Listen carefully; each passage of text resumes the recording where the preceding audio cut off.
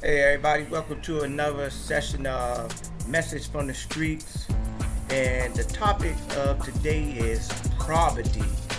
And I'm speaking on poverty in more than one aspect.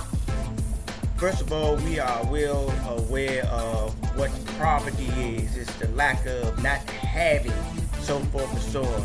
But I'm speaking on this topic on account that poverty, it brings about lawlessness, criminal activity, drug usage.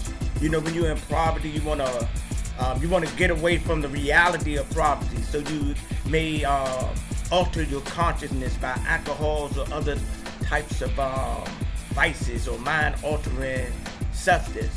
And then poverty is the bridge to break the law of the land in a sense by stealing or plotting, capers, so forth and so on.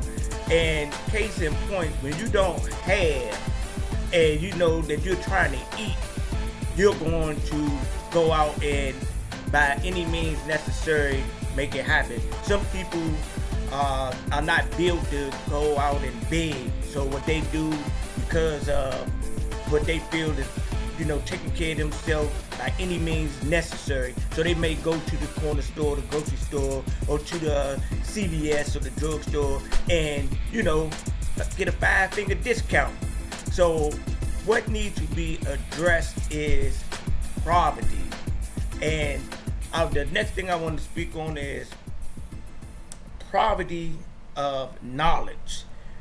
See, if you have poverty of knowledge and information, once you get to a certain age in life, as you get through this experience of life, most definitely, if you don't have wealth and information, you're going to have poverty issues in your surviving.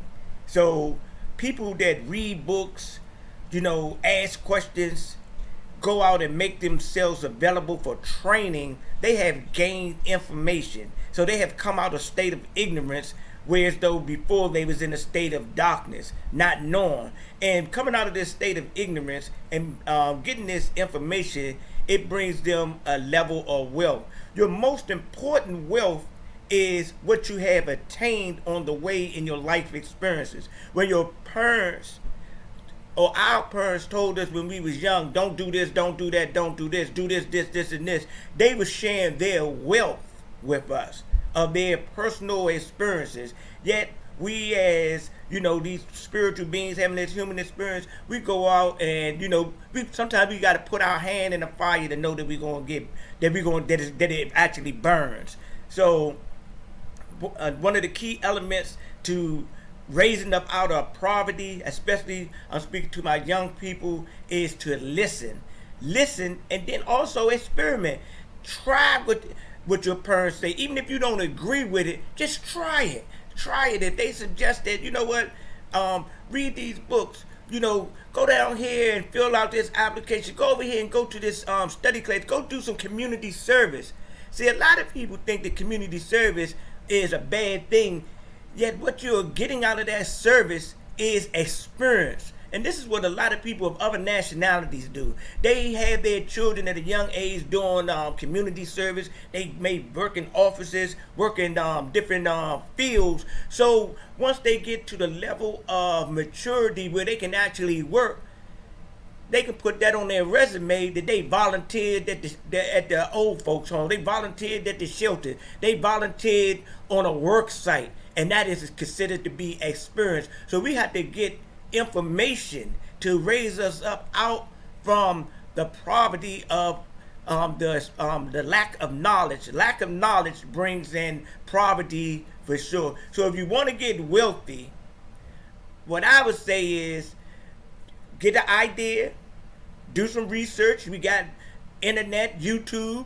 You can get information on anything that you want to. We do not have to go on a path that really going to lead us to a path of destruction or turbulence or tribulational types of times where we may get incarcerated, we may get ostracized from our family.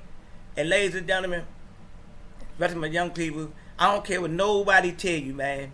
Drugs is bad. Okay? Okay? You seen South Park? Drugs is bad, man.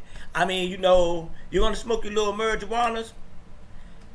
You know, that type of thing is in moderation. Alcohol, moderation. When this start to become an abusive pattern in your life, what is going on, it is just trying to master you. And once it masters you, you become a slave to it. A lot of people are slaves to different vices. People have been mastered by nicotine through cigarettes. Cigarettes is a form of their master. And these are cruel taskmasters. They don't got no love for you. They're going to destroy you. The cigarette's going to give you lung cancer, give you dragon breath. You know, the other types of drugs that people deal with, you know, heroin and cocaine, they're going to destroy your life. Mollies, pills, opiates, they're going to destroy your life in the long run. It might feel good at first, but you better believe this. You're going to pay, you're going to go down, you're going to have bad experiences once this thing masters you. If you're doing these types of things, you got a detox. A 3-day detox is what a person needs to make their mind up. They'll realize that they don't want to use it or they're not going to use it again. But if you feel like that's what you want to do, hey, step on the pedal, do what you do. But I'm telling you, that when that brick wall, when you run into it, it's not going to move out of the way because you're some special individual. You're going to experience what you're going to experience. Once again, ladies and gentlemen, today's topic, message from the street, poverty. This is just a point of view. I suggest if you want to get physically wealthy, get mentally wealthy, get spiritual wealth. Wealth starts from within you, and then it manifests into the world, just like poverty starts from within you, and then it manifests in the world. Thanks for viewing. Once again, message from the streets, just a point of view.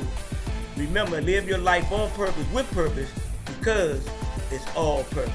Self-improvement is a way of life.